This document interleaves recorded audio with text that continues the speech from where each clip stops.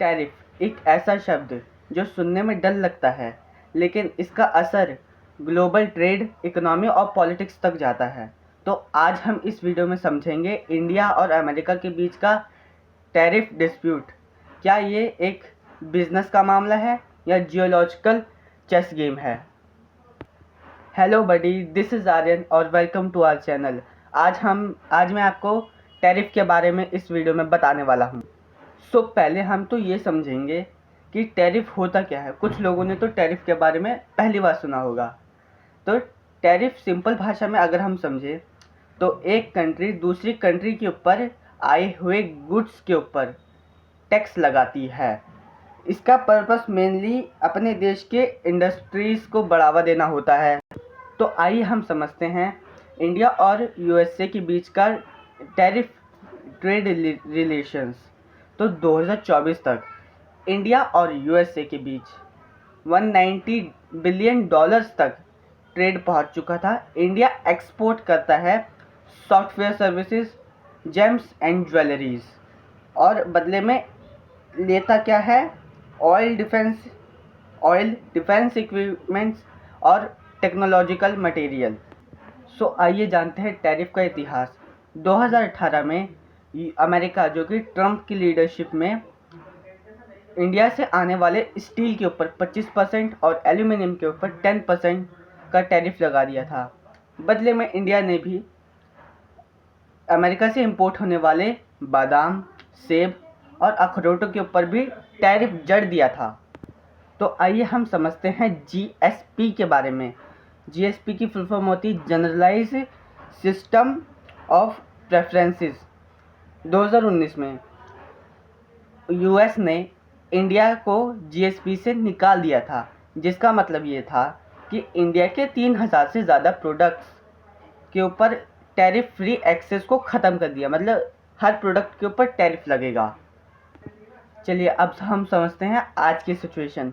तो आज की सिचुएशन कुछ ऐसी है कि फ़िलहाल अभी कुछ की सेक्टर्स में टेंशन बनी हुई है, जैसे मेडिकल डिवाइसेस। अमेरिका चाहता है कि इंडिया उनके प्रोडक्ट्स के ऊपर प्राइस कैप ना लगाए, मतलब जो टैग आता है एमआरपी का वो ना लगा। और दूसरा पॉइंट आता है डेयरी मार्केट एक्सेस।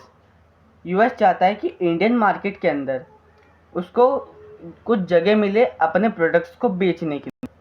उसके बदले में इंडिया ने यूएस के कुछ प्रोडक्ट्स पर टैरिफ कम कर दिए, जैसे कि ब्लूबेरीज, फ्रोज़न टर्की और क्रैनबेरीज। आई होप कि आपको ये समझ में आ रहे होंगे, ये फलों के नाम होते हैं।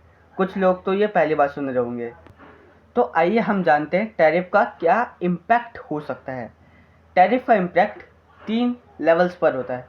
पहला कंज्यूमर्स क्या कि इम्पोर्टेंट जो लाई गई आइटम्स है वो महंगी हो जाती हैं। दूसरा है बिजनेस, लोकल इंडस्ट्रीज़ को प्रोटेक्शन मिलती है। तीसरा है डिप्लोमेसी। इसमें क्या होता है, टैरिफ बन जाते हैं एक नेगोशिएशनल टूल। आइए जानते हैं अब हम इंडिया की टैरिफ पॉलिसी क्या है। इंडिया जो है हमारा, वो ट्रेडिशनली कुछ ज़्यादा ही टैरिफ रखता था इम्पोर्टेड आइटम्स पर। क्यों? क्योंकि वो स्मॉल स्केल इंडस्ट्रीज़ को सपोर्ट देना चाहता था। लेकिन अब इंडिया ग्लोबल सप्लाई चेन का एक हिस्सा बनना चाहता है। फॉर एग्ज़ाम्पल PLI स्कीम, जिसमें क्या है, एक्सपोर्ट को बूस्ट मिल रहा है। FTA फ्री ट्रेड एग्रीमेंट, जिस पे अमेरिका के साथ बातें हो रही हैं। और डिफेंस मटेरियल पर टैरिफ रिलैक्सेशन भी मिल रहा है। आगे चलकर इंडिया और यूएसए को एक अच्छा पार्टनर बन के काम करना होगा, जैसे कि mutual funds track in critical sectors. FTA के द्वारा फास्ट ट्रैक नेगोशिएशंस होंगी और सप्लाई चेन रेजिलियंस पे पार्टनरशिप बनना होना चाहिए। टैरिफ सिर्फ इकोनॉमिक्स ही नहीं बल्कि पॉलिटिक्स का भी पार्ट बनता जा रहा है। इंडिया और अमेरिका के नेगोशिएशंस हर साल मुद्दा बन के उभर रहे हैं और टैरिफ एक की नेगोशिएशन टूल बन चुका है। Trade is not about goods, it's about trust.